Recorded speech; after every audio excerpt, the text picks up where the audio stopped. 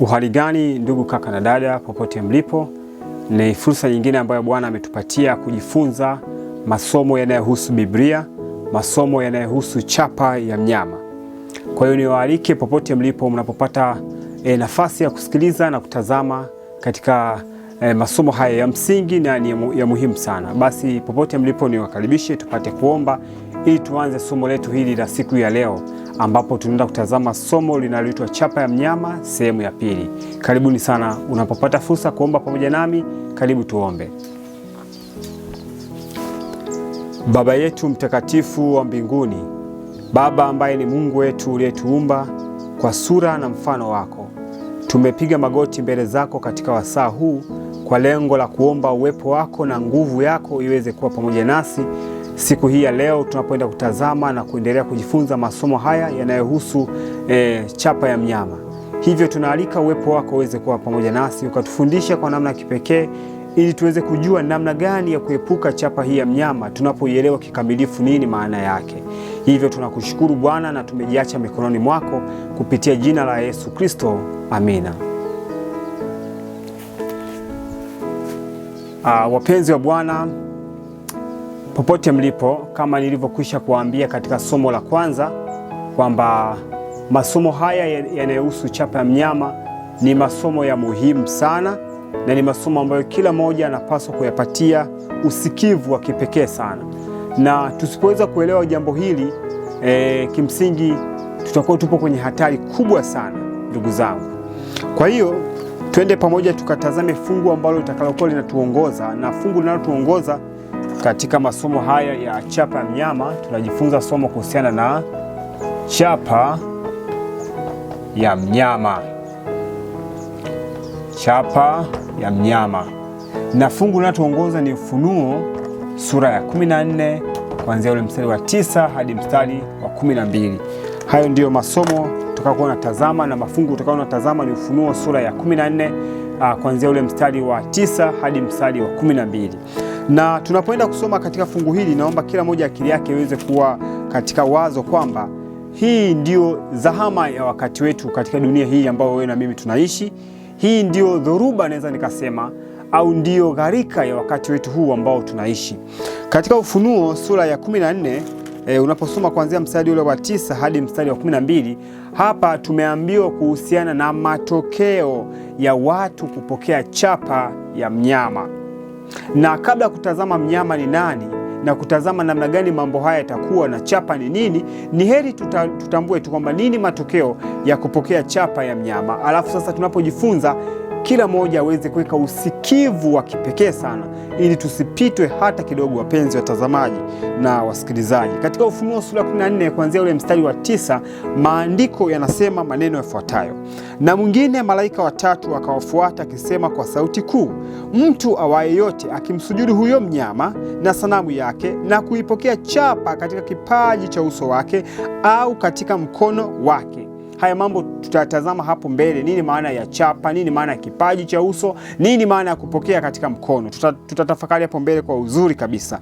Mstari wa 10 maandiko yanataja matokeo ya kupokea chapa ya mnyama ni kwamba yeye naye atakunywa katika mvinyo ya ghadhabu ya Mungu iliyotengenezwa pasipo kuchanganywa na maji katika kikombe cha hasira yake, naye atateswa kwa moto na kiberiti mbele ya malaika watakatifu na mbele za Mwana-Kondoo, na moshi wa maumivu yao hupanda juu hata milele na milele, wala hawana raha mchana wala usiku, hao wamsujudio huyo mnyama na sanamu yake na kila aipokeaye chapa ya jina lake. 12. Hapa ndipo penye subira ya watakatifu hao wazishikao amri za Mungu na imani ya Yesu. Kwa hiyo tumeambiwa kwamba matokeo ya kupokea chapa ya mnyama ni kunywa katika kikombe cha ghadhabu ya Mungu au cha hasira ya Mungu iliyotengenezwa pasipo kuchanganywa na maji, na kuteswa mbele za Mungu na mbele za malaika watakatifu kwa moto na kiberiti. Kwa hiyo matokeo ya kupokea chapa ya mnyama ni mauti ya milele, ni kupotea milele.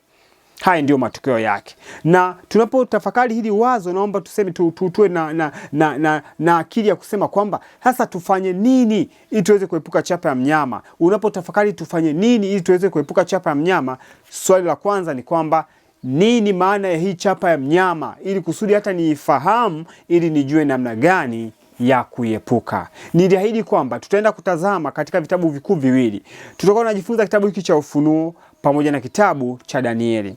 Katika kitabu cha Danieli tutatazama Danieli sura ya 2, tutatafakari pia Danieli sura ya 7.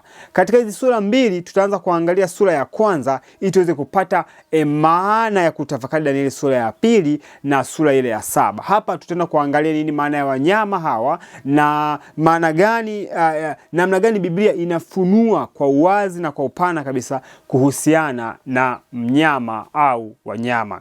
Biblia, ndugu zangu, ni kitabu ambacho kinajielezea chenyewe. Wapo wengi ambao wamesoma Biblia wamesema Biblia ni kitabu ambacho hakieleweki, na wengine wamefikia kukata tamaa kusoma maandiko matakatifu ya Biblia, lakini hatutakiwi kufika huko. Tunatakiwa kusoma kwa maombi mengi hadi tuelewe nini maana ya maneno haya ambayo yameandikwa katika Biblia. Sasa twende pamoja katika kitabu cha Danieli. Katika kitabu cha Danieli tutaona jinsi gani ambavyo kinaelezea kitabu cha Ufunuo, na kitabu cha Ufunuo pia kinataja baadhi ya mambo ambayo hayaeleweki, anaweza nikasema hivyo, ambayo yanaonekana kama ni magumu kueleweka katika kitabu cha Danieli. Kwa hiyo ni vitabu vizuri sana ambavyo wewe na mimi, watu wa mwisho, tunapaswa kuvisoma na kuvitafakari mara kwa mara. Kwa sababu gani?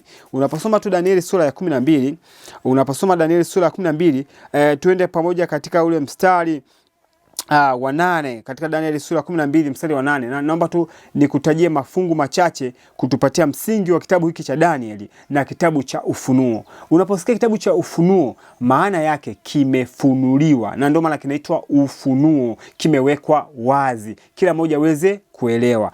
Danieli sura 12 mstari wa 8. Hebu tufike hapo. Kila mmoja hakikisha na Biblia yake, kila mmoja hakikisha ana kalamu, kila mmoja hakikisha na daftari ambapo litakuwa linatumika kuangalia haya mafungu, ili ukipata muda na nafasi yako na wewe pia uyapitie. Ukipata mtu wa kumfundisha na wewe pia umfundishe, umwelekeze afahamu hizi siri ambazo zimeandikwa katika Biblia. Ni za muhimu sana kutambua katika nyakati hizi ambazo wewe na mimi tunaziishi.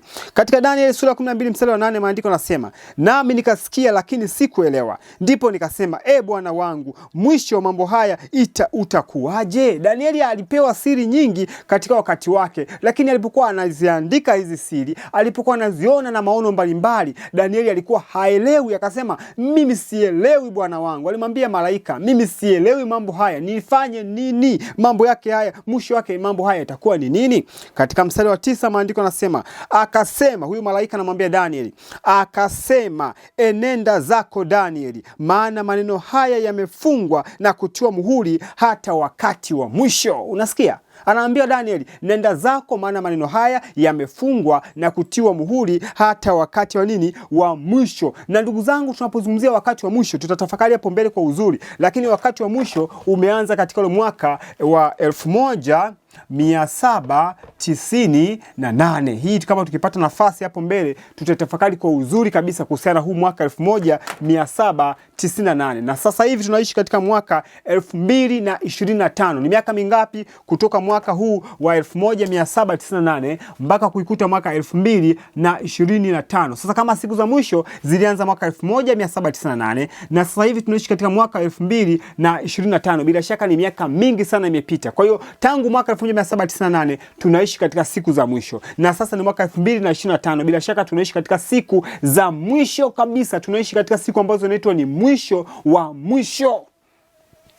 Sasa hapa maandiko yanasema kwamba Danieli aliambiwa yafunge hayo maneno hata wakati wa nini? Wa mwisho. Na katika wakati wa mwisho kutakuwa na nini sasa? Katika ule mstari unaofuata, mstari wa 10, maandiko yanasema, wengi watajitakasa na kujisafisha wengi watajitakasa na kujifanya weupe. Kundi la kwanza, wengi watajitakasa na kujifanya weupe, kundi la kwanza. Lakini maandiko yanaendelea kusema maneno yafuatayo, na kusafika. Kwa hiyo watakapojitakasa na kuwa weupe, ina maana watapata kule kusafishwa.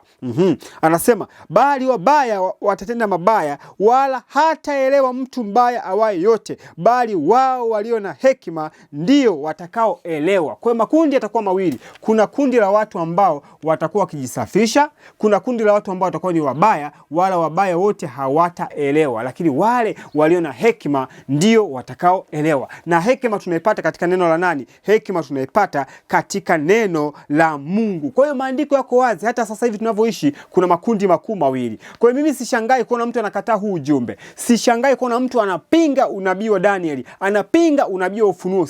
Sishangai kwa sababu maandiko yalikwisha tabiri kwamba kutakuwa na makundi mawili. Kundi la kwanza ni wale ambao watakuwa wakijisafisha na kuwa weupe, na kundi la pili ni wale ambao watakuwa wakikataa, watakuwa ni wabaya. Bali maandiko yanasema wabaya hawataelewa, ila wenye hekima ndio watakaoelewa. Swali, je, unapenda kuwa mtu mwenye hekima? Kama ndio, maandiko yako wazi kwamba hekima tunaipata katika neno la Mungu. Ufahamu na hekima tunavipata katika neno la Mungu pekee. Tofauti na hapa huwezi kupata hekima. Tofauti na hapa huwezi kupata ufahamu wa kukusaidia kuelewa hata nini maana ya chapa ya mnyama. Kwa hiyo ukipuuzia maneno haya, kimsingi utakuwa mtu ambaye hana hekima, na wewe utaonekana ni mtu mbaya ambaye hutaelewa katika nyakati hizi za mwisho. Maandiko yako wazi, yamefunua maneno mengi kuhusiana na hekima na hekima na hekima. Wenye hekima ndio wanaoelewa nyakati zote. Sasa twende kitabu cha Danieli sura ya kwanza. Tunapoenda kutafakari chapa ya mnyama, tutaanzia kuchimba hapa katika Danieli sura ya kwanza na kuanzia ule mstari wa kwanza kabisa katika Danieli sura ya kwanza. Kitabu hiki cha Danieli ni kitabu ambacho kimeandikwa pia kwa lugha za ishara, lugha za picha, kama ambavyo kimeandika kitabu kile cha Ufunuo. Na ndio maana natamani tuvisome vitabu hivi viwili kwa umuhimu mkubwa sana, kwa maombi mengi sana, na kuchunguza kila hatua ya kitabu hiki cha Danieli pamoja na kitabu kile cha Ufunuo. Katika Danieli sura ya kwanza tunaanza kukutana na picha hapa inayoelezea hivi. Katika mstari wa kwanza kabisa maandiko nasema, katika mwaka wa 3 wa kumiliki kwake Yehoyakimu mfalme wa Yuda, Nebukadneza mfalme wa Babeli alikwenda Yerusalemu akahusuru. Hapa tunakutana na picha kwamba inaelezea katika ule mwaka wa 3 kule wapi? Kule Yuda, kulipokuwa na mfalme ambaye anaitwa ni Yehoyakimu. Wakati huo sasa Nebukadneza mfalme wa Babeli alikwenda akateka mji wa Yuda, akateka wana wa Israeli. Hapa ndipo mahali natamani tuweze kutafakari. Sasa hapa tunaenda kuangalia picha mbali. Picha hii hapa tunaangalia mwaka wa 3 wa kumiliki kwake Yehoyakim. Tunaangalia mwaka huo, lakini tunachoangalia ni kwamba wakati huo Nebukadneza alikwenda Yuda. Alipokwenda Yuda akahusuru, akauteka mji wa Yuda, akateka wana wa Israeli. Na unapoendelea mstari wa 2 maandiko yanasema Bwana akamtia Yehoyakimu mfalme wa Yuda katika mkono wake pamoja na baadhi ya vyombo vya nyumba ya Mungu, naye akavichukua mpaka nchi ya Shinari, mpaka nyumba ya Mungu wake, akaviingiza vile vyombo katika nyumba ya hazina ya Mungu wake. Hapa sasa tunakutana na kitu ambacho Nebukadneza alipoenda katika nchi hii ya Yuda, aliteka vyombo pia, vyombo vitakatifu ambavyo vilikuwa vinatumika kule Yuda. Sasa swali ni hili, kwa nini mambo haya? Na nataka nitoe historia fupi, na kwa neema Mungu nimemwomba Bwana nisaidie ili niweze kufundisha masomo haya chapa mnyama kwa namna rahisi sana itakayotuwezesha kuweza kuelewa. Na hapa ninatoa historia kwanza vizuri ili tuweze kuelewa. Tunapoelewa historia mwanzoni, taifa la Israeli, taifa la Babeli, tukielewa vizuri hapa, tutaelewa mnyama ni nani. Na ili tuweze kumuelewa mnyama ni nani, lazima tuweze kuelewa kwanza hapo mwanzo, hapa katika kitabu cha Danieli. Tuelewe historia yake mwanzoni kabisa. Na sijaenda mwanzoni kabisa, maana kama ningeenda mwanzoni kabisa ningeenda katika kitabu cha Mwanzo, lakini sijaanzia huko, nimeanzia kitabu cha Danieli. Nina maana yangu, naomba nisikuchanganye, tuweze kwenda taratibu lakini kwa uzuri na kwa uhakika. Bwana Yesu asifiwe. Sasa tumeona hii picha hapa. Swali ni hili, kwa nini Nebukadneza akateke Yuda? Kwa nini Bwana akubali kumtia huyu Yehoyakimu mfalme wa Yuda katika mikono ya Nebukadneza ambaye ni mfalme wa Babeli, taifa ambalo ninaweza kusema taifa la kishenzi lisilomjua Mungu? Kwa nini mambo yawe hivi? Twende pamoja kitabu cha Isaya, tuende tukaangalia historia yake hapo. Kitabu cha Isaya sura ya 38 na sura ya 39. Hapa tutatafakari mambo fulani pia mazuri. Ni historia nzuri. Unajua maandiko yanatakiwa yatufundishe pia kuelewa historia takatifu. Tunaposoma hizi historia takatifu inatusaidia kujua kupata nguvu, naweza nikasema hivyo, kupata nguvu na kutuwezesha kusonga mbele katika safari yetu. Unajua katika Biblia kuna mambo makuu matatu ambayo wewe na mimi tunapaswa kuyafahamu. Katika Biblia kuna masomo fulani nishakufundisha hiki kitu, lakini naomba nikirudie tena. Katika Biblia kuna mambo makuu mangapi? Matatu. Unapozungumzia Biblia kuna mambo makuu matatu. Jambo la kwanza ni historia. Jambo la pili ni vitabu vile ambavyo tunasoma katika Injili. Na jambo la tatu ni unabii. Haya mambo ni ya msingi sana. Unabii, mambo makuu matatu: historia unapaswa kujifunza, unapaswa kujifunza Injili, unapaswa kujifunza pia unabii. Lakini vyote hivi ni Injili, kwa sababu maana ya Injili ni habari njema. Injili ni habari njema. Kwa hiyo katika unabii, historia utakutana na habari njema, katika Injili utakutana na habari njema, lakini pia katika unabii utakutana na habari njema. Na hii historia inatusaidia pia kutupatia nguvu, inatusaidia kutupatia nguvu. Yaani unapotafakari mwanzo wa safari za watu, unapotafakari watu walipotoka, inakusaidia sasa kujua nini cha kufanya na inakutia nguvu. Hata wewe katika maisha yako, katika historia, unapokuwa unatafakari historia, jinsi Bwana alivyokuvusha na mambo mbalimbali, kimsingi anakupatia nguvu ya kusonga mbele. Na hii Injili ni vitabu ambavyo vinatujenga, maisha kila siku vinatujenga. Kama vyakula, basi hivi vitakuwa ni vyakula, naweza kusema vya carbohydrate, vya wanga, kama mihogo, nafaka mbalimbali, hivi vitabu vya historia. Lakini vitabu vya Injili ni kama vyakula vile vya protini ambavyo vinatujenga, vinatukuza vizuri, Na vitabu vya unabii ni vitabu ambavyo vinatulinda dhidi ya hila na mitego ya mwovu Shetani, kwamba pita hapa, pita hapa, pita hapo, usikanyage hapa. Na ndio maana maandiko yanasema katika Petro, anasema kwamba nasi tuna lile neno la unabii lililo imara zaidi, ambalo mkiliangalia ni kama taa ing'awe mahali penye giza, mafanya vyema. Kwa hiyo ina maana ukishika taa inakulinda, inakuongoza njiani, unafika mahali salama. Kwa hiyo kama vyakula, basi vitakuwa ni vyakula vya vitamini kutulinda dhidi ya magonjwa mbalimbali. Hasa tunapokuwa na tafakari historia, inatupatia nguvu ya kujua wakati wa sasa. Kwa hiyo tunaenda katika kitabu cha Isaya sura 38 kutafakari historia gani inatuonyesha kwamba Danieli sura ya kwanza, kwamba Nebukadneza amekwenda kuhusuru mji wa Yuda wakati wa mfalme Yehoyakimu akiwa anatawala mwaka wangapi? Mwaka wa 3. Twende pamoja kitabu cha Isaya sura 38. Hakikisha na Biblia yako, usiweke Biblia mbali na wewe. Katika Isaya sura 38, hapa ni wakati ambapo kulikuwa na mfalme mwingine ambaye ni mfalme Hezekia. Wakati huo kulikuwa na taifa la Mungu ambalo ni Israeli, lilipokataa kuongozwa na Mungu, lilipokataa kuongozwa na Mungu mwenyewe, likachagua kuongozwa na wafalme. Hasa katika wakati ambapo linaongozwa na wafalme, kipindi kimepita kirefu sana likiwa linaongozwa na wafalme, kuna wakati ulikuja wakati wa mfalme Hezekia kuongoza taifa hili. Hebu tusome maandiko hapa yanasema nini katika Isaya sura 38 mstari ule wa kwanza. Tutasoma kwa muda mrefu, tutakuwa tunasoma, na hii ni historia takatifu, ni nzuri, pia inafurahisha na inatia moyo kutusaidia tuko wapi wakati wetu huu ambao na mimi tunaishi. Maandiko yanasema hivi, Isaya sura 38, sijakuacha au nimekuacha, hakikisha uko hapo. Katika Isaya sura 38 kuanzia mstari wa kwanza, maandiko yanasema hivi: siku hizo Hezekia, ambaye ni mfalme, huyu alikuwa ni mfalme wa taifa la Israeli, siku hizo Hezekia aliugua, akawa katika hatari ya kufa. Na Isaya nabii mwana wa Amozi akaenda kwa mfalme akamwambia, Bwana asema hivi, tengeneza mambo ya nyumba yako, maana utakufa wala hutapona. Kwa muda mwingine tutatafakari hili neno, tutengeneza mambo nyumbani mwako, maana utakufa hutapona. Ulikuwa ni wakati wa hatari. Hebu tushuke kidogo mstari wa pili. Basi Hezekia akajigeuza, akaelekeza uso wake ukutani, akamwomba Bwana akasema, Bwana, kumbuka haya na kusii kwamba nimekutenda kwa ufupi hapa Hezekia alimwomba Bwana amrehemu, amsikilize, na Bwana akamuongezea miaka mingine tena 15 ya kuishi huyu Hezekia. Tunashuka kidogo katika mstari wa 8. Tazama na Hezekia akapewa ishara katika mstari wa 8, akapewa ishara, tazama nitakirudisha nyuma kivuli madaraja 10 ambayo kilishuka juu ya duara ya Ahazi kwa sababu ya jua. Basi jua likarudi madaraja 10 katika hiyo duara ambayo limekwisha kushuka. Yaani kwa ufupi, unajua Mungu anatenda mambo ya ajabu sana. Wakati huu Hezekia anaumwa, mfalme huyu anaumwa, mfalme wa taifa la Bwana anaumwa. Alipomsihi Bwana apate kupona, Bwana akamrejeshia tena uponyaji, lakini alimpa ahadi. Ahadi hiyo akamwambia, nitarudisha jua nyuma maduara 10, yani kama masaa 10, kwa sababu jua limewaka.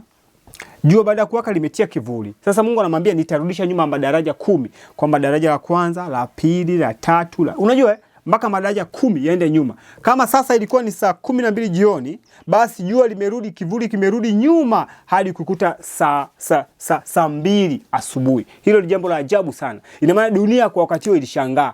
Hivi itakuwaje leo hii ndugu zangu tunaishi hapa? Ukaona muda ukasema sasa ni saa 12 na jua hilo linaenda kuzama na kivuli kimeshuka sana. Alafu baadaye unaona kivuli kinarudi. Jua linarudi kule lilikochomoza. Maduara 10 itakuwaje? Utashangaa. Kwa hiyo mshangao huo uliwapata watu wengi. Mshangao huo ukaenea maeneo mengi. Mataifa mengi yakasikia mambo hayo. Hata taifa lile lisilomjua Mungu la Babeli lilisikia habari hizo. Unajua ndugu zangu, Bwana anapotuletea huu ujumbe, anatamani ujumbe huu uweze kufika mahali popote pale. Mimi ni Mwadventista Msabato. Najua Bwana amenikabidhi jukumu hili la kuhubiri ujumbe, na ujumbe huu nahakikisha unafika kila mahala ambapo unatakiwa kufika. Kwa hiyo siwezi nikaubania huu ujumbe, lazima ufike kila sehemu. Sasa Bwana pia alikuwa anakusudia kwa kuponywa kwa huyu mfalme na ishara ambazo Bwana alizitenda, alitamani sasa mataifa mengine yajue kuna Mungu wa Israeli. Ndipo nini kikatokea? Hebu shuka mstari wa 39. Sikiliza hapa. Baada ya kupona kwake, maana habari zake za ugonjwa zilienea. Habari za kupona kwake zilienea. Maajabu ya Mungu ambayo aliyatenda yalienea. Mataifa yakasikia habari hizo, yakafika sasa kwa huyu mtu wa Mungu, kupata kujua habari hizo, kupata kujua Mungu wa Israeli. Mstari wa 39, maandiko nasema, wakati huo Merodaki-Baladani, mfalme wa Baladani, wakati huo Merodaki-Baladani, mwana wa Baladani, mfalme wa Babeli, alipeleka barua ya zawadi kwa Hezekia, kwa maana amepata habari kwamba amekuwa hawezi na kwamba amepona. Sikia hapa, ametuma ujumbe pamoja na zawadi kumpelekea huyu Hezekia, mfalme wa nini? Mfalme wa Israeli, kwamba bwana huyu alikuwa anauma na sasa amepona. Hebu apelekewe zawadi hizi. Wanachotaka kujua ni habari gani za kupona kwake. Hilo ndio jambo ambalo wanatamani kujua, maana ugonjwa wake ulikuwa ni ugonjwa wa kufa. Mstari ule wa 2. Hezekia akawafurahia wale wageni, akawaonyesha nyumba yake yenye vitu vyake vya thamani, yani fedha na dhahabu na manukato na marihamu ya thamani na nyumba yote yenye silaha zake za vita na vitu vyote vilivyoonekana katika hazina zake. Maandiko nasema, hapakuwa na kitu nyumbani mwake wala katika ufalme wake asichowaonyesha. Kwa hiyo aliwaonyesha kila kitu. Wao wamekuja kujua habari zake za kuugua na kupona kwake. Yeye anawaonyesha habari za utajiri alionao. Swali kwako ndugu mpenzi mtazamaji na msikilizaji unanitazama sasa hivi na unanisikiliza. Bwana amekutendea maajabu, umepona. Una ujumbe wa thamani katika Biblia. Mtu amekutembelea nyumbani, unamwonyesha nini? Unamwonyesha mashamba ulionayo yenye rutuba? Unamwonyesha utajiri wa nyumba na dhahabu na fedha na magari ulionayo, au unamwonyesha utajiri mkubwa wa neno la Mungu?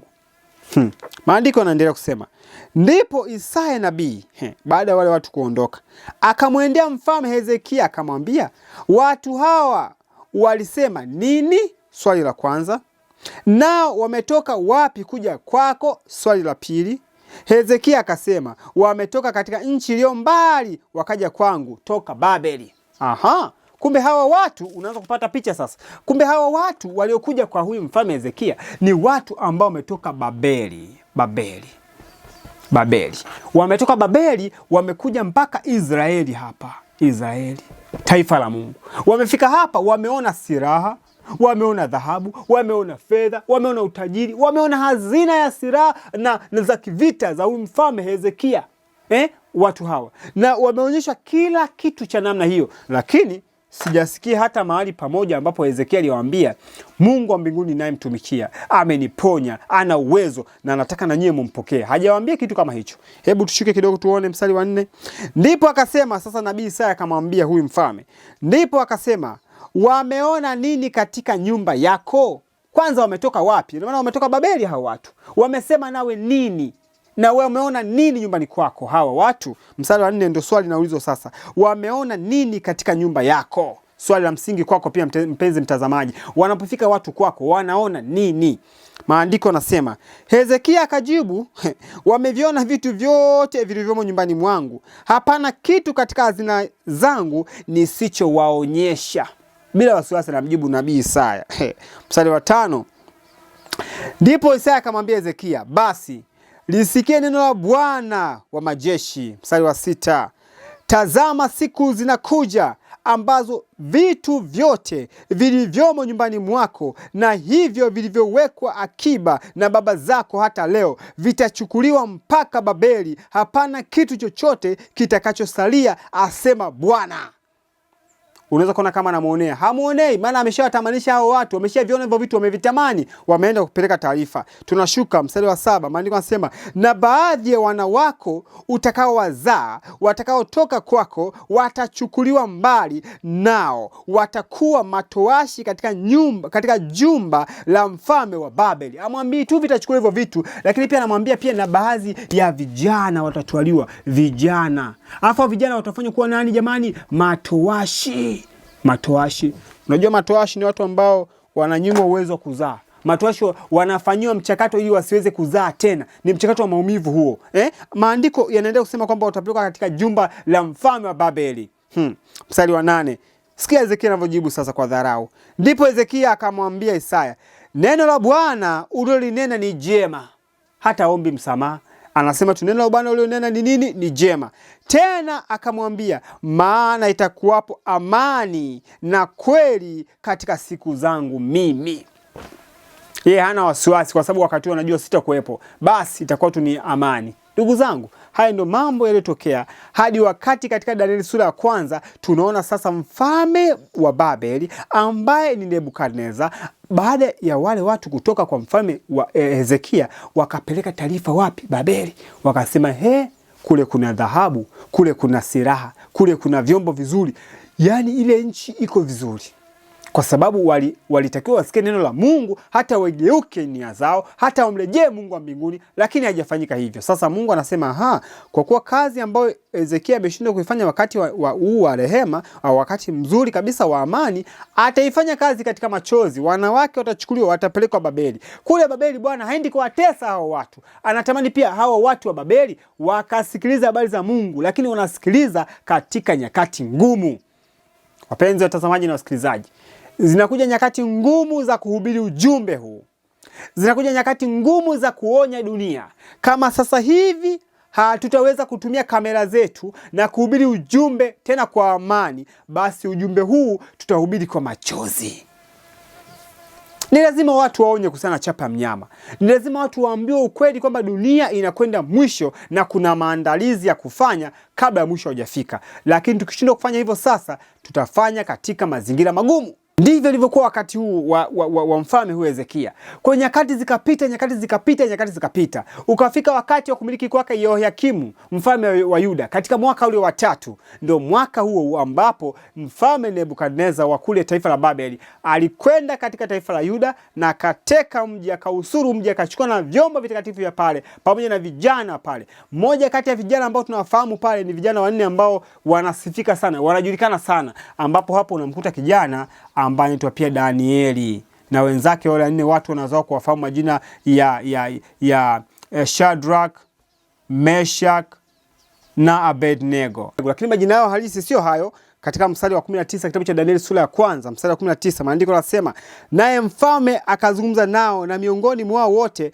hawakuonekana waliokuwa kama Danieli, ndio wa kwanza huyo, na Hanania na Mishaeli na Azaria. Haya ndio majina yao, Hanania, Mishaeli na Azaria. Lakini tunafahamu majina haya ambao walipewa na mfalme wa Babeli ambaye Nebukadneza, aliyoita Shadrach, Meshach na Abednego, na Daniel aliitwa Belteshaza. Walipewa majina hayo ya kule Babeli, lakini majina yao halisi sio hayo. Majina yao halisi tunapata katika mstari huu wa 19 kitabu hiki cha Daniel sura ya 1. Hasa hapo ndio tunaanza kuona mchakato mzima wa kitabu cha Daniel. Baada ya kupelekwa mwaka pale Babeli, tunajua walitana na jaribu la chakula, wakashinda jaribu la chakula. Mungu akaingilia kati, akawatetea, na mstari wa 19 inaonekana baada ya kutumia kile chakula ambacho Mungu aliruhusu wakitumie, wakawa watu wenye hekima, wenye ufahamu, wenye muono mpana katika mambo ya hekima kule Babeli. Basi wakadumu kuwepo mahali pale, na Daniel akapewa kazi kubwa tu kufanya katika taifa la Babeli, wakiwa utumwani. Kwa hiyo hapa walikuwa utumwani, hawakupenda kwenda utumwani, ila ni matokeo ya baba zao, ni matokeo ya mfalme Hezekia, wakajikuta wapo katika taifa hili la Babeli ambapo walikuwa ni utumwani. Sasa Danieli sura ya pili tunaanza kutana na mambo mbalimbali ambapo natamani sasa kwa neema ya Mungu tukawie hapo vizuri ili tuweze kuelewa chapa ya mnyama. Nimetoa utangulizi kidogo wa Danieli sura ya kwanza ili tuweze kuelewa chapa ya mnyama, tutulie kidogo katika Danieli sura ya pili. Kwa hiyo tunakwenda pamoja, tunapiga hatua katika Danieli sura ya pili. Tunatafakari chapa ya mnyama na sasa tunaingia Danieli sura ya pili. Nimesema tutasoma Danieli sura ya pili na Danieli sura ya saba. Haya masomo hizi sura itakuwa ni msingi mzuri kutusaidia kuelewa kuhusiana na Ufunuo 14 inayozungumzia chapa ya mnyama. Kwa hiyo Danieli sasa katika sura ile ya pili. Twende pamoja hapo, chukua Biblia yako, chukua kalamu, chukua daftari, tufike pamoja Danieli sura ile ya pili. Katika sura ya pili ya Danieli, maandiko yanaanza kusema hivi: katika mwaka wa pili wa kumiliki kwake Nebukadneza. Kwa hiyo hapa mwanzoni ulikuwa tu ule mwaka tu wa kwanza wa kumiliki kwake Nebukadneza, akaenda kateka mji. Hapa anasema katika mwaka wa pili wa kumiliki kwake Nebukadneza. Nebukadneza aliota ndoto na roho yake ikafadhaika, usingizi wake ukamwacha. Huo ni mstari wa kwanza. Kwa Nebukadneza hapa katika Danieli sura hii ya pili anakutana na kitu kinachoitwa nini jamani? Ndoto. Huyu Nebukadneza aliota ndoto. Haya, tushuke kidogo tuangalie katika ule mstari wa pili. Maandiko yanasema hivi: ndipo mfalme akatoa amri kuwaita waganga na wachawi na wahisiri. Hebu sikiliza ndugu zangu. Huyu mfalme anaota ndoto. Anapoota ndoto, suluhisho la kwanza ni waganga na wachawi. Jamani, huoni kama taifa hili lilikuwa linamhitaji sana Mungu hili taifa? Ni kweli lilikuwa linamhitaji Mungu. Nebukadneza asingefikia hapo kama Hezekia angefanya sehemu yake ya kueleza watu kuhusiana na habari za Mungu wa mbinguni. Sasa hivi anapozungumza hapa huu wakati wa utawala wake Nebukadneza, anapokuwa anatafuta hao waganga na wachawi, hajui kama kuna watu wa Mungu wako hapo katika taifa lake. Maandiko yanasema kaita na Wakaldayo wapate kumweleza mfalme ndoto zake. Basi wakaingia wakasimama mbele za mfalme. Mfalme akawaambia, nimeota ndoto na roho yangu imefadhaika hata nijue tafsiri yake. Sikia mstari wa 4, anataka kujua maana ya ndoto. Ndipo hao Wakaldayo wakamwambia mfalme kwa lugha ya Kiaramu, wakamwambia hivi: mfalme, uishi milele, tuambie sisi watumishi wako ile ndoto, nasi tutakuonyesha tafsiri yake. Wanataka wamdanganye sasa. Sio wameshaweza kudanganya na uchawi na uongo. Wakamwambia mfalme, hebu tuonyeshe ile ndoto, alafu sisi sasa tutakuonyesha maana ya tafsiri ya ndoto yako. Mstari wa 5. Mfalme akajibu akawaambia Wakaldayo, neno lenyewe limeniondoka. Msiponijulisha ile ndoto na tafsiri yake, mtakatwa vipande na nyumba zenu zitafanywa jaa. Mfalme anasema nimesahau. Maana hiyo ndoto mimi nimefanyaje? Nimeshaisahau. Sikumbuki. Ila msiponionyesha miili yenu inakatwa vipande. Tunashuka mstari wa 6. Bali kama mkinionyesha ile ndoto na tafsiri yake, nitawapa zawadi na thawabu na heshima nyingi. Basi nionyesheni ile ndoto na tafsiri yake. Mstari wa 8. Mfalme akajibu akasema, najua hakika ya kuwa mnataka kupata nafasi, kwa sababu mmeona ya kuwa lile neno lenyewe limeniondoka. Kwa maana nataka niombie mpate nafasi, kwa sababu ile neno limefanyaje? Limeniondoka. Lakini msiponijulisha ile ndoto, iko amri moja tu iwapasayo, maana mmepatana kusema maneno ya uongo na maneno maovu mbele yangu, hata zamani zitakapobadilika. Basi niambieni ile ndoto, nami nitajua ya kuwa mwaweza kunionyesha tafsiri yake. Mfalme amekomaa hapo, anasema hapana, lazima munionyeshe maana ile ndoto, maana najua hapa mnataka mpatane kunidanganya. Na mfalme angeongea wangepatana kwa shauri moja, lakini akimbana mtu mmoja najua hawa kama wataongea huyu kitu fulani kitatofautiana na mtu fulani. Kwa hiyo ndugu zangu, katika Danieli sura ya pili unaweza kusoma pia kwa wakati wako maneno haya. Ilishindikana kwa hawa watu kumuonyesha ndoto, na wakasema haiwezekani isipokuwa tu ni miungu inayokaa pamoja na wanadamu ndio inaweza kufanya mambo kama haya. Sikia maneno waliosema. Wakasema haiwezekani kwa yani jambo hili haliwezekani. Kwanza halijawahi kutokea jambo hili. Ni nzito mfalme, haliwezekani. Isipokuwa ni miungu ambao wana kikao pamoja na wanadamu ndio wanaweza wakafanya mambo kama haya. Sasa ikashindikana hapa ndugu zangu.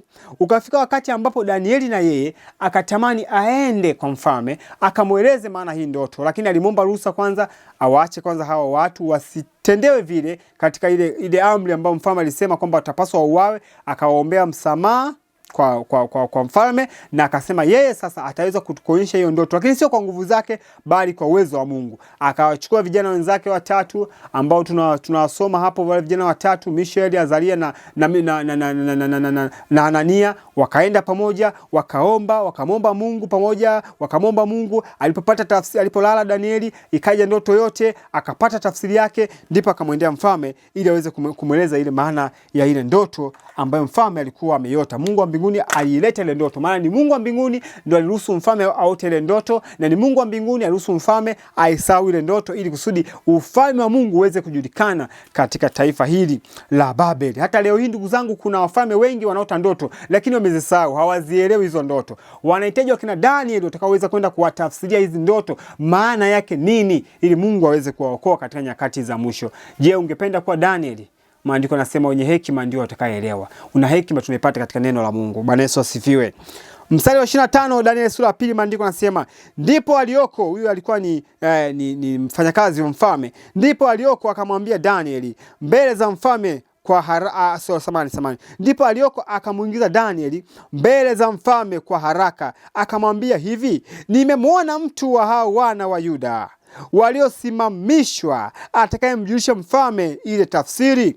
Mfalme akajibu akamwambia Danieli aliyekuwa akiitwa Belteshaza, je, waweza kunijulisha ile ndoto niliyoiona na tafsiri yake? Sikiliza hilo swali. Anaulizwa Danieli, je, unaweza ukanijulisha ile ndoto na tafsiri yake? Mstari unaofuata, mstari wa 27, Danieli akajibu mbele za mfalme akasema, ile siri aliyoiuliza mfalme wenye hekima hawawezi kumfunulia mfalme. Wenye hekima gani hawa? Wenye hekima wa Babeli hawa hawawezi kumfunulia mfalme. Anaendelea, wala wachawi wala waganga wala wanajimu hawawezi kumjulisha mfalme maana ndoto hiyo, hawawezi. Maana yake nini hapa? Danieli sasa anaanza kumpigia Mungu debe. Yaani Danieli anaanza kumtwalia Mungu sifa na utukufu kwamba wewe unategemeaga waganga na wachawi na hao wenye hekima na wanajimu na wakaridayo, sasa hao hawawezi kumjulisha mfalme ile ndoto. Mstari unaofuata, mstari wa 28, lakini yuko Mungu mbinguni. Bwana Yesu asifiwe. Anamwambia, lakini yuko Mungu wapi jamani? Mbinguni, afunuae siri, naye amemjulisha mfalme Nebukadneza mambo yatakayokuwa siku za mwisho. Neno hilo ni la msingi sana na nitamani tuweze kufikia hapo. Kwa hiyo Nebukadneza anaenda kuelezwa na Danieli mambo mbalimbali, mambo ya msingi haya kuhusu hiyo ndoto. Danieli anamwambia mfalme, katika hiyo ndoto ambayo mfalme ameiota, hawa waganga na wachawi na wenye hekima na wanajimu na wakardayo hawawezi kumwambia mfalme maana hiyo ndoto, hawawezi. Lakini yuko Mungu mbinguni amemjulisha mfalme, sikiliza hapa, amemjulisha mfalme mambo yatakayokuwa siku za mwisho. Kwa hiyo kumbe katika ndoto ya mfalme Nebukadneza, jambo la msingi la kufahamu ni mambo ya siku za mwisho. Mambo ya siku za mwisho. Na sasa hivi tunaishi katika siku za mwisho. Huu ni mwaka 2025. Bila shaka ni mambo ya kufahamu katika siku za Nebukadneza yanahusiana vipi na nyakati hizi ambazo wewe na mimi tunaziishi. Kwa hiyo mfalme Nebukadneza aliota ndoto, lakini ndoto yake ilikuwa ni ndoto ya Mungu kufunulia dunia mambo yatakayokuwa katika siku gani wapendwa? Za mwisho. Pigia mstari hilo neno na uandike pembeni. Ndoto mfalme inahusiana na siku za mwisho. Haya sasa, mstari wa ule unafuata hapo chini anasema hivi, ndoto yako na njozi ndoto yako na njozi za kichwa chako ulizoziona kitandani pako ni hizi. Sasa hapa anaenda kuambiwa tafsiri ya ile ndoto, lakini ndoto hiyo ndugu zangu usisahau ni ndoto ambayo inahusiana na mambo yatakayokuwa siku za mwisho. Sasa twende taratibu tukatazame ndoto hii ambayo mfalme aliota. 29, Danieli anamwambia mfalme, wewe mfalme mawazo yako yaliingia moyoni mwako, kitandani pako, ya mambo yatakayokuwa halafu, na yeye afunuaye siri amekujulisha mambo yatakayokuwa. Yeye huyu ni nani? Ni Mungu wa mbinguni. 30. Lakini mimi sikufunuliwa siri hii kwa sababu ya hekima yoyote niliyo nayo zaidi ya watu wengine walio hai. Sikia hapa, mnyenyekevu sana Danieli huyu. Anasema, bali kusudi mfalme afunuliwe ile tafsiri, nawe upate kujua mawazo ya moyo wako. Kwa hiyo hapa Danieli anaweka pembeni kiburi, anaweka pembeni kujinua, anaweka pembeni kujitumainia yeye mwenyewe na hekima yake. Anasema sikufunulia mambo haya kwa sababu ya hekima yoyote, hapana, ila ni kwa sababu tu mambo haya yanapaswa yajulikane kwa mfalme jinsi atakavyokuwa. Ni mara ngapi Bwana anafunua mambo katika maisha yako na katika harakati zako za kila siku, alafu unajiinua wewe kwa kuwa una hekima. Umesoma sana, una hekima, ndio mambo kwako yanaenda vizuri. Wewe unapiga sana kazi, wewe ni mchapakazi makini, ni mchapakazi mzuri katika ofisi yako, yani wewe ni hodari, na ndio maana unastahili hivyo vitu unavyovipata. Ni mara ngapi kama ni daktari unafanya operation za ajabu kubwa, ni mara ngapi unaweza ukajisifia kwamba mimi sijawahi kuua mtu, kila operation ninayofanya inafanikiwa vizuri? Ni kwa sababu nilikuwa darasani makini kumsikiza mwalimu. Ni hivyo kwamba mimi nimezaliwa nina uwezo mkubwa sana wa kiakili, ni hivyo Hapana ndugu zangu. Mungu huwa anaruhusu hekima hiyo ziwapate wanadamu kwa makusudi maalum. Lakini ukijiinua utashushwa, ila ukijishusha utakwezwa juu. Haya, mstari wa 31 maandiko yanaendelea. Wewe mfalme uliona na tazama sanamu kubwa sana. Kwa hiyo hapa anaonyesha tafsiri sasa kwamba kumbe mfalme aliona sanamu kubwa sana. Twende pamoja sasa. Anasema na sanamu sanamu kubwa sana. Sanamu hii iliyokuwa kubwa sana na mwangaza wake mwingi sana ilisimama mbele yako, na umbo lake lilikuwa lenye kutisha. Sanamu hiyo ambayo Nebukadneza uliona ilikuwa ni yenye kutisha. Unafika mstari wa 32. Na sanamu hii kichwa chake kilikuwa ni kichwa cha dhahabu safi. Kwa hiyo kumbe sanamu hii ilikuwa na kichwa. Ilikuwa na kichwa. Kama kichwa kinaweza kikawa na masikio, kinaweza kikawa na macho, kinaweza kikawa na pua na mdomo na nywele. Sanamu hiyo anaanza kuona kwamba kulikuwa na kichwa. Hiki kichwa anaambiwa kwamba kilikuwa ni kichwa cha nini wapendwa? Dhahabu. Dhahabu. Tunaenda taratibu kwa uhakika. Taratibu kwa uhakika. Twende pamoja. Nisimwache mtu hata mmoja. Tumeanza na kichwa. Nebukadneza aliona sanamu, na sanamu hiyo ilikuwa na kichwa ambacho kichwa hicho kilikuwa ni dhahabu. Kumbuka amesahau ndoto. Sasa hapa anaposimulia huenda anaanza kusema ni kweli, ni kweli. Tafsiri hiyo inapokuja na yeye pia anapata kufahamu kumbukumbu. Anasema ilikuwa ni dhahabu safi. Kifua chake na mikono yake ni fedha. Kumbe hii sanamu pia ilikuwa na kifua. Ilikuwa na kifua hapa, kifua. Alafu pia ilikuwa na mikono. Ilikuwa na mikono. Ilikuwa na kifua pamoja na mikono. Hii ni mchoro tu ndugu zangu. Sio kasema ilikuwa hivi, hapana, huu ni mchoro tu. Na naambia kwamba kifua chake pamoja na mikono hii ilikuwa ni fedha. Angalia kitu hapa. Kutoka kwenye dhahabu inakuja fedha. Madini gani yenye thamani kubwa? Dhahabu. Inashuka chini kidogo, fedha. Tunaendelea mbele. Kumbuka hai ni tafsiri katika siku za mwisho. Anaambiwa tena kwamba kichwa chake ilikuwa ni dhahabu safi. Mstari wa 32 nasoma. Danieli sura ya 2 mstari wa 32. Dhahabu safi kichwani, kifua chake na mikono yake fedha.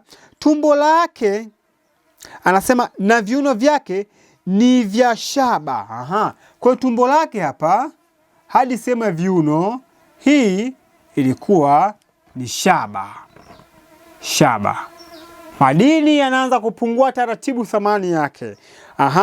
Tunashuka chini kidogo. Mstari wa ngapi? 33. Miguu yake ni chuma na nyayo za miguu yake nusu chuma na nusu udongo. Kwa hiyo hapa miguu yake ilikuwa ni miguu ya nini wapendwa? Ilikuwa ni miguu ya chuma. Hapa ilikuwa ni chuma. Imepungua thamani zaidi. Hata leo hii mtu akikiona chuma kiko njiani hawezi kupambana, nimekiona chuma nikauze. Mna atasema alikuwa kuna chuma hapo, hata shtuka sana. Lakini akiona shaba atashtuka kidogo, kuna shaba hapa. Lakini akiona fedha, anashtuka zaidi madini ya fedha. Ila akiona dhahabu, hapa watu pia wanauana hapa. Kuna vifo vingi vimetokea, watu gombania dhahabu na madini mengine yenye thamani kubwa. Kwa hiyo ndio ulikuwa mtiririko: dhahabu kichwa, fedha kifua, tumbo lake shaba, miguu yake chuma. Lakini akaambiwa huku chini katika nyayo zake, katika nyayo za miguu yake na vidole vyake hapo chini hapo, tunaweza tukaona wote hii picha na vidole vyake hapo chini. Anaambiwa kwamba huku chini sasa katika nyayo za miguu yake tunaambiwa kwamba kulikuwa na nusu chuma na nusu udongo. Mambo haya yanaonekana kama ni mazito, lakini kwa neema ya Mungu tutayafungua jambo moja baada ya jingine kwa uweza wake yeye, na hekima yake yeye ambaye ametupatia katika nyakati hizi. Kwa hiyo anaambiwa kwamba hivi miguu yake ni ya chuma na nyayo za miguu yake nusu chuma na nusu udongo. Anaambiwa nawe ukatazama hata jiwe likachongwa bila kazi ya mikono, nalo jiwe hilo likaipiga sanamu miguu yake iliyokuwa ya chuma na udongo, likaivunja vipande vipande. Anaambiwa kulikuwa na jiwe likafika. Hili jiwe lilichongwa sio kwa kazi ya mikono. Hili jiwe lilipofika sasa sikia hapa ndugu zangu, nataka tutafakari kwa uzuri sana ili baadaye nitakapokuwa naambia mnakumbuka nilichokisema, mtu yote asisahau kwamba hili jiwe halijaenda kupiga kichwa. Hili jiwe hajapiga kifua na mikono. Hili jiwe hajapiga tumbo wala kiuno. Hili jiwe hajapiga sehemu. Hili jiwe limeenda kupiga hapa kabisa, hapa. Kuna maana yake. Taratibu tu tutaelewa. Anasema kwamba na naomba nirudi tena mstari katika mstari ule wa 34. Nayo katazama hata jiwe likachongwa bila kazi ya mikono, nalo jiwe hilo likaipiga sanamu miguu yake. Unasikia? Anasema hivi, iliyokuwa na ya chuma na udongo, likaivunja vipande vipande. Kwa hiyo imeenda kupiga hapa chini kabisa kwenye nusu chuma na nusu udongo, likavunja sanamu vipande vipande. Ndipo kile chuma na ule udongo na ile shaba na ile fedha na ile dhahabu vilivunjwa vipande vipande pamoja, vikawa kama makapi ya viwanja vya kupepetea wakati wa hari. Upepo ukavipeperusha hata pasionekane mahali pake, na lile jiwe lililoipiga hiyo sanamu likawa mlima mkubwa, likaijaza dunia yote. Kwa hiyo hii unaposhuka mstari wa 36, hii ndio ile ndoto, nasi tutaihubiri tafsiri yake mbele ya mfalme. Sikia sasa. Kwa hiyo hapa ameelekezwa ndoto yenyewe ilivyokuwa. Sasa Danieli anataka kumwelekeza mfalme tafsiri ya hiyo ndoto ni nini. Ila usisahau ndoto hii ambayo mfalme ameiota ni kwa ajili ya siku za mwisho, na wewe na mimi tunaishi katika siku za mwisho. Sasa swali ni hili: nini maana ya tafsiri ya hii ndoto ambayo Nebukadneza aliota, na hivyo basi inahusika vipi na siku za mwisho? Hebu tuone tafsiri. Biblia iko wazi, ina tafsiri yenyewe. Danieli sasa anataka kumhubiria mfalme, anamwambia tutaihubiri maana ya ndoto hiyo. Anataka kumhubiria mfalme tafsiri ya hiyo ndoto. Sasa tunashuka katika mstari wa 36 na 7 kutafakari sasa na maana ya ndoto hiyo. Na tunapotafakari maana ya ndoto hiyo, tunaangalia siku za mwisho. Tutaenda kuangalia Danieli sura 7. Tukirudi Ufunuo sasa, utaona mambo ni marahisi kweli kweli ndugu zangu. Kwa nini? Kwa sababu ya hekima ambayo Bwana anatoa kwa kipimo cha kusuka na kujaa na kumwagika. Tunaenda mstari wa 37, tunaanza kuangalia tafsiri ya hiyo ndoto. Danieli hakumwonyesha tu mfalme uliota nini. Alimwambia pia ulichokiota na maana ya tafsiri yake. Kwa mpaka hapa ndio Nebukadneza hana maswali. Anasema hivyo ulivyoniambia. Sasa kama ameweza kumwamini hapa, kwenye tafsiri lazima atamwamini tu. Twende pamoja wapenzi watazamaji, tukatazame tafsiri ya hiyo ndoto. Katika mstari ule wa 37 maandiko yanasema maneno yafuatayo. Hii ni tafsiri ya ndoto. Maneno yanasema, wewe mfalme, mfalme wa wafalme, na Mungu wa mbinguni amekupa ufalme na uwezo na nguvu na utukufu. Huyu ni mfalme wa Babeli. Danieli anamwelekeza sasa. Akaanza kumwambia nini tafsiri ya hiyo ndoto. Katika ule mstari wa 39 maandiko yanasema, Naomba nisome tu kuanzia ule mstari wa 38 yenyewe. Maandiko yanasema na Mungu amekupa uwezo na ufalme na utukufu. Anasema hivi, na kila mahali wakaapo wanadamu, wanyama wa kondeni na ndege wa angani amewatia mkononi mwako, naye amekumilikisha juu ya hao wote. Wewe kile kichwa cha dhahabu. Kwa hiyo anaambia mfalme Nebukadneza kwamba wewe ndiye kichwa cha nini? Cha dhahabu. Na kumbuka Nebukadneza ni mfalme wa Babeli. Kwa hiyo anapoambia wewe kichwa, yani ile dhahabu ndio wewe, haambii wewe kama wewe mfalme Nebukadneza, bali anaambiwa ufalme wako ni wa kile kichwa cha dhahabu. Kwa hiyo kichwa cha dhahabu, ndugu zangu, kwa tafsiri rahisi ya kwanza, kwamba kichwa kile cha dhahabu ni ufalme wa Babeli. Ufalme wa Babeli. Hapo usisahau ndugu zangu. Hii ndio tafsiri ya ndoto ambayo Nebukadneza anaenda kuipata sasa hivi. Anaambia kwamba wewe ndiye kichwa cha ile nini? Dhahabu. Na kwa maana nyingine ni kwamba Nebukadneza kwa kuwa ni mfalme wa Babeli, basi kile kichwa cha dhahabu ndugu zangu ni nini? Ni Babeli. Aha. Tunafika tena katika ule mstari wa 39. Na baada ya zamani zako, yani baada ya wewe huyo sasa, baada ya zamani zako utainuka ufalme mwingine. Unasikia? Haambiwi atakuja mtu mwingine. Maana tunajua kwamba ufalme huo wa Nebukadneza ambao ni ufalme wa Babeli haukuishia wakati Nebukadneza alipolala mauti. Hapana, uliendelea hadi kwa mjukuu wake Belshaza. Kama tunafahamu historia katika Danieli sura ya 5, tunajua kukomeshwa kwa ufalme huu wa nini? Wa Babeli ni katika Danieli sura ile ya 5. Sasa hiyo ni habari nyingine ambayo tutaitafakari wakati mwingine. Lengo langu ni kusoma hii kuhusiana na chapa ya mnyama.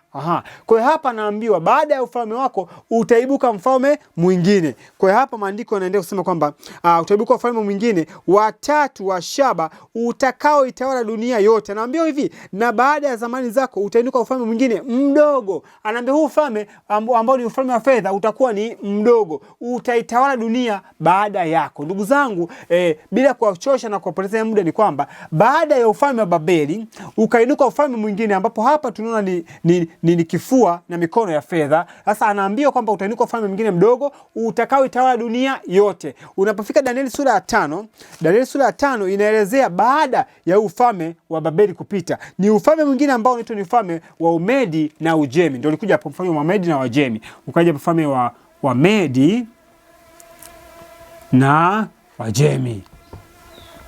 Umedi na Wajemi. Ukaja hapo Umedi na Wajemi ukatawala baada ya ufalme huu wa dhahabu ambao ni ufalme wa Babeli kupita. Ukaja ufalme ambao ulikuwa ni wa Medi pamoja na Wajemi wakatawala hapo. Na hii unaipata katika Danieli sura ya 5. Utaposoma Danieli sura ya 5 utaona jinsi ambavyo mjukuu wa Nebukadneza ambaye ni Belshaza alipokuwa amelewa. Baada ya kulewa wakachukua vyombo vitakatifu vile ambavyo tunaviona katika Danieli sura ya 1 vililetwa hapo, ambapo hivyo vyombo mfalme huyu wa Babeli ambaye ni Nebukadneza hakuwahi kuvitumia vyombo hivyo vitakatifu ambavyo walivitoa kule katika nchi ya Yuda. Hakuwahi kuvitumia hata siku moja. Lakini hapa tunaona mwanae huyu kijana wake ambaye ni Belshaza, baada ya kulewa mvinyo akavichukua vile vyombo vitakatifu akavitumia.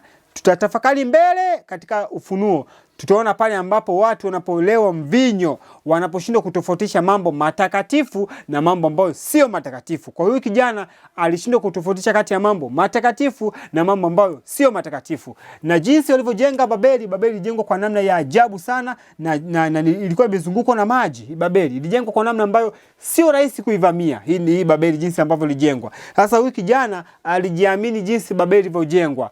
Kujua ulikuwa ni wakati ambapo hao Wamedi na Wajemi walitengeneza njia ya kukausha maji katika mto Frati, na baada ya kukausha maji mto Frati ambao huu mto ulikuwa unaelekea hapa Babeli, wakapita chini kwa chini wakamua huyo kijana ambaye alikuwa ni mtawala wakati huo ni Belshaza. Baada ya kuuao huyo mfalme, basi Wamedi na Wajemi wakachukua hapo utawala katika Danieli sura ya 5.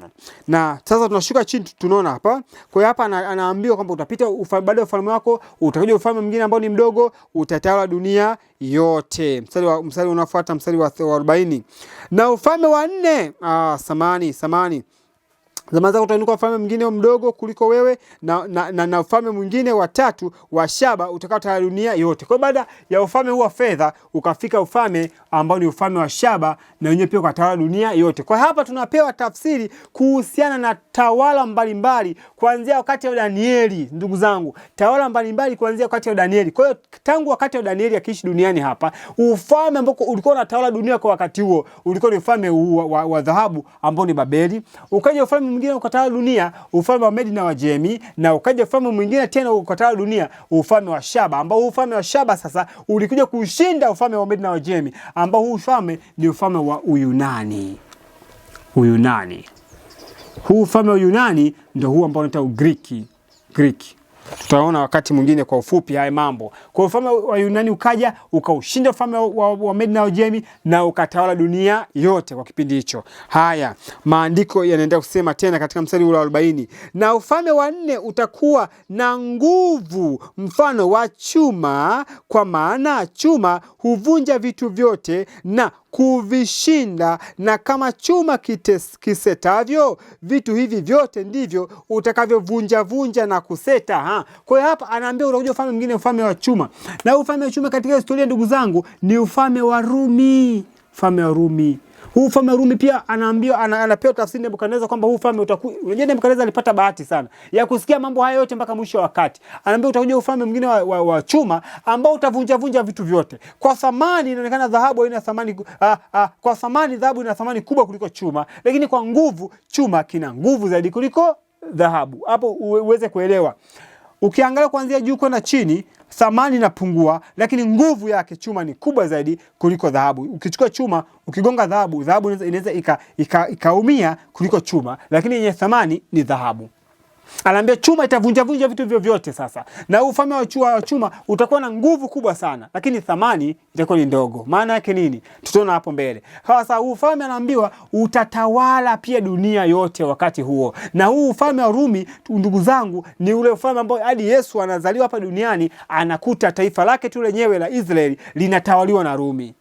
Rumi litawala, Rumi ikaendelea. Hii Rumi inaitwa Rumi ile ya kipagani, Rumi ambayo haimjui Mungu, na ndio maana hata kusolve kesi ya Yesu ilikuwa ni vigumu. Kusuluhisha kesi ya Yesu, ufalme wa Rumi, ilikuwa ni haiwezekani kwa sababu hawajui mambo ya kidini hawa watu. Huu ufalme ni ufalme wa Rumi. Inashuka chini sasa, Rumi ikaendelea mbele zaidi. Na nasoma mstari wa 41 huu, na naomba nisome mstari unaofuata ambao ni mfalme wa 41. Maandiko yanasema, na kama vile ulivyoziona hizo nyayo za miguu na vidole vyake kuwa nusu udongo wa mfinyanzi na nusu chuma, ufalme huo utakuwa ufalme uliogawanyika. Hapa naambiwa ufalme wa chuma utakuwa ni ufalme ambao uliogawanyika. Hauko mbeleni, kwa sababu hapa umeanza hapa ufalme ambapo ni ufalme wa chuma miguu yake, lakini chini kwenye nyayo zake anaambia kwamba ufalme utakuwa ni ufalme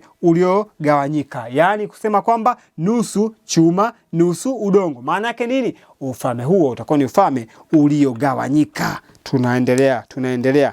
Anasema hivi, lakini ndani yake zitakuwako nguvu za chuma. Unasikia kama vile ulivyoona kile chuma kimechanganyika na udongo wa matope, na kama vidole vya zile nyayo zilikuwa nusu chuma na nusu udongo, kadhalika ufalme ule utakuwa nusu yake una nguvu na nusu yake umevunjika. Huo ufalme wa mwisho kabisa. Sasa hapa lazima tuelewe, kutokea wakati huu wa Babeli mpaka wakati huu wa Rumi na wakati huu wa kugawanyika nusu chuma na nusu udongo, na tumeambia tafsirini kwa ajili ya wakati wa mwisho. Na sasa hivi Babeli imepita, Wamedi na Wajemi wamepita, Uyunani imepita. Sasa tuko wapi katika mtiririko huu wa hizi falme? Tuko wapi? Ili tuweze kuelewa chapa ya mnyama ni nini, lazima tujue tuko wapi. Tafsiri hii tunaanza kuipata katika Danieli sura ya 2 kuhusiana na chuma hiyo na mambo mengine yote hayo, lakini tutaweza kuona kwa upana Danieli sura ya 7, muendelezo wa hapo au mkazo wa hapo. Mbingu huwa zinatoa ishara muda mwingine hata 3 hata 4 kuelezea kitu kimoja. Nataka nianze kukuelezea tutakapoenda Danieli sura 7 hapo kipindi kijacho. Mbingu huwa zinatoa hata tafsiri 2-3 kuelezea kitu, yani maana inaweza katoa ishara 2-3 4 hata 10 kuelezea kitu kimoja. Unakumbuka wakati wa Yusufu? Wakati wa Yusufu alipokuwa kule katika nchi ile ya Misri, mfalme wa Misri pia alipata ndoto. Ile ndoto yake unajua wakati wote wafalme wanaota ndoto wanahitajika watu wa kutafsiri, lakini hao watu ni watu tu wenye hekima. Unataka kupata hekima, inapatikana katika neno la Mungu. Wanaitwa watu wa kutafsiri hizo ndoto. Hao watu ni watu ambao wanatakiwa kuwa na uhusiano mzuri sana na mbingu ili waweze kutafsiri ndoto. Sasa mfalme wa Farao pia alipata ndoto, akaona ndoto ya kwanza, aliona kuna ng'ombe wamekuja 7 wamependeza, wamenawiri, na 7 wamekonda, wamedhoofika. Pia akaona masuke 7 yamenawiri, yamependeza, 7 pia yamekonda, yamedhoofika. Akatamani kujua maana hii ndoto. Unajua Yusufu alimwambiaje? Yusufu akamwambia mfalme, maana ya ndoto ni hii moja. Ndoto hizo mbili ulizoziona zote maana yake ni hii ni moja. Kwa Danieli sura ya 2 tumeona sanamu na falme mbalimbali zimewakilishwa kwa namna ya madini mbalimbali. Unaona madini mbalimbali. Haya madini yanasimamia tawala mbalimbali katika dunia, na hasa zaidi tunapoangalia wakati wa mwisho. Lakini Danieli sura ya 7 ni ndoto ni picha nyingine tena tunaiona, sio tena katika sanamu bali katika wanyama, lakini maana yake tena ni moja. Unasikia sasa? Hapo sasa unaanza kupata maana hata kile tunachojifunza, chapa ya mnyama. Danieli sura ya 7 kuna wanyama, hapa chapa ya mnyama. Basi taratibu tutafika huko. Kwa hiyo hapa Danieli akaelezea yote, na baadaye akamwambia pia ukaona kuna jiwe limetengenezwa ambalo halijafanyika kwa mikono. Ile jiwe likafika likaponda ile miguu, ikavunja kabisa ule ufalme, kila kitu kikavunjwa, kikapeperushwa kama vile mtu anapopepeta na upepo ukaja ukapeperusha vitu vyote. Hasa hii ilikuwa ni katika Danieli sura ya 2, anapewa tafsiri yake. Na wewe na mimi tunapaswa kujihoji kwamba tuko wapi katika Danieli sura ya 2? Katika falme zote na kupita kwake na mambo mengine yote, tuko wapi hivi leo? Na udongo maana yake nini? Chuma maana yake nini? Chuma tumeona ni ufalme wa Rumi, lakini udongo maana yake nini? Natamani tuangalie maana tufupi ya udongo, ili kusudi tunapokwenda katika Danieli sura ya 7 basi tuwe tumeshapata picha kuhusiana na Danieli sura ya 2. Twende Yeremia sura ile ya 8. Katika Yeremia sura ya 8 natamani tuangalie maana tufupi ya udongo. Ni nini udongo? Chuma tumeona hapo ni Rumi, na Rumi hii tunayetazama sasa ni Rumi ambayo ilikuwa haina uhusiano na Mungu, ilikuwa mjui Mungu. Ni Rumi ambayo ni Rumi tu ya kipagani, ilikuwa mjui Mungu. Hasa katika Yeremia sura ile ya samani, nimesema sura ya 8 lakini sura ya 18, Yeremia sura ya 18. Tunasoma kuanzia mstari wa kwanza, Yeremia sura ya 18 mstari wa kwanza. Na ameambia hapa huu udongo unazungumzia hapa ni udongo mfinyanzi, ambao udongo mfinyanzi umeshikamana na chuma. Lakini maandiko yanasema kwamba havitaweza kushikamana. Hivi vitu viwili havitaweza kushikamana, kwa sababu huwezi ukachukua chuma na udongo ukaviunganisha. Havitaweza kuungana, vitajiachia tu. Utakuwa ni ufalme ambao umegawanyika mpaka mwisho wa wakati. Katika Yeremia sura ya 18 mstari wa kwanza maandiko yanasema, neno hili ndilo lililomjia Yeremia kutoka kwa Bwana kusema, ondoka ukashuke mpaka nyumba ya mfinyanzi, na huko nitakusikilizisha maneno yangu. Sikiliza hapa, ameenda mpaka nyumba ya mtu ambaye ni mtu anafanya kazi za mfinyanzi. Anaambiwa kwamba 3, basi nikashuka mpaka nyumba ya mfinyanzi, na tazama alikuwa akifanya kazi yake kwa magurudumu 4, na chombo kile alichokuwa akikifinyanga kilipoharibika mikononi mwake yule mfinyanzi, akakifanyiza tena kuwa chombo kingine kama alivyoona vema yule mfinyanzi kukifanya. Kwa hiyo hapa Mungu anamsaidia Yeremia kuelewa tafsiri fulani hivi, na mimi nataka tuitoe hiyo tuilete hapa tuweze na sisi kuelewa mambo fulani hapa. Ameenda mpaka kwa mfinyanzi, amemkuta mfinyanzi anafanya kazi ya udongo, anachukua udongo anaufinyanga, baadaye unaharibika, anaufinyanga tena mpaka atengeneze kile chombo ambacho yeye anakitaka. Na mfinyanzi wenyewe umetulia tu, unafinyangwa hivi, vyote ambavyo unafinyangwa wenyewe kazi yake ni kutulia, kuhakikisha mfinyanzi anatengeneza chombo ambacho yeye anakitaka. Sikiliza mstari wa 5. Ndipo neno la Bwana likamnijia kusema, nyumba ya Israeli, watu wa Mungu, Waadventista wa Sabato, watu nyie mnatazama sasa. Ndipo neno la Bwana likanijia kusema, nyumba ya Israeli, je, siwezi mimi kuwatendea ninyi vile vile kama mfinyanzi huyu alivyotenda? Unasikia? Ina maana Mungu anamfundisha Yeremia kwamba mimi ndiye mfinyanzi na ninyi ni udongo, basi naweza nikawatendea vile ambavyo mimi nahitaji kuwatendea. Asema Bwana, angalieni kama udongo ulivyo katika mkono wa mfinyanzi, ndivyo mlivyo ninyi katika mkono wangu, nyumba ya Israeli. Kumbe basi kwa tafsiri tu fupi na ya rahisi ni kwamba huu udongo ambao tunaita ni udongo mfinyanzi, maana huu udongo ulikuwa ni udongo mfinyanzi. Hili fungu sijalisoma kuhusu huu udongo ambao ulikuwa ni udongo mfinyanzi. Hebu turudi pamoja Danieli sura ile ya pili. Sura hiyo ya pili tutazama udongo mfinyanzi ambao umechanganyika hapo na chuma katika mstari wa 41. Na kama vile ulivyoziona hizo nyayo za miguu na vidole vyake kuwa nusu udongo wa mfinyanzi na nusu chuma, ufalme ule utakuwa ufalme uliochanganyika, lakini ndani yake zitakuwa nguvu za chuma, kama vile ulivyoona kile chuma kimegawanyika na udongo wa matope au udongo wa mfinyanzi. Kwa hiyo basi hapa tunaona kumbe anaambiwa hii miguu hii, sawa jamani, hii miguu ambapo katika hii nyayo kuna nusu chuma na nusu udongo. Udongo gani? Udongo wa mfinyanzi. Na Mungu anasema kwamba anawaambia Israeli kama vile udongo mfinyanzi ulivyo katika mikono ya yule mfinyanzi, yule mtengenezaji, yani mtengenezaji anaitwa mfinyanzi, maana yeye anashughulika na kutengeneza mambo haya ya udongo mfinyanzi. Basi Israeli ni watu wa Mungu. Anaambia basi na nyie pia vile vile ni udongo katika mikono yangu. Basi udongo ni nini? Udongo ni watu wa Mungu. Na watu wa Mungu ni watu wa Mungu ambao wamejichanganya na chuma. Wamejichanganya na chuma ambao ni Rumi. Rumi ni nini? Rumi ni taifa la kiserikali tu, ni taifa ambalo lilikuwa la kipagani, lilikuwa halimjui Mungu.